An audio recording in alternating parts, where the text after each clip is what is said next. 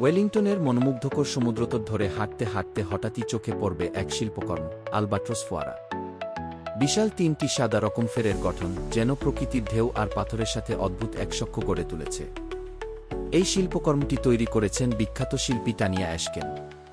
১৯৮৬ সালে উন্মোচন হওয়া এই ফোয়ারাটি শুধু একটি জলক্রীড়া নয়, এটি যেন সমুদ্রের উপরে ভেসে বেড়ানো এক বিশাল পাখির, আলবাট্রসের নিঃশব্দ ডানার স্পর্শ। আলবাট্রস, যার পাখা মেলে দেয় আকাশ ছুঁতে, তার গাম্ভীর্য, তার অবাধ বিচরণ, সবটাই যেন ধরা পড়েছে এই ফোয়ারার গঠনে। এবং জানেন কি? এই ফোয়ারা নির্মাণের মাধ্যমে শুরু হয়েছিল ওয়েলিংটন স্কাল্পচার ট্রাস্টের পথচলা, শহরের অলিগলিতে শিল্প ছড়িয়ে দেওয়ার এক দুর্দান্ত প্রচেষ্টা।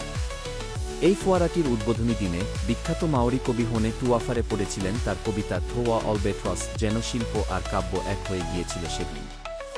আজও সমুদ্রের পাশে দাঁড়িয়ে এই ফোয়ারার দিকে তাকালে মনে হয় শিল্প, প্রকৃতি আর মানুষের শহর এক হয়ে গিয়েছে এক আশ্চর্য ভারসাম্যে।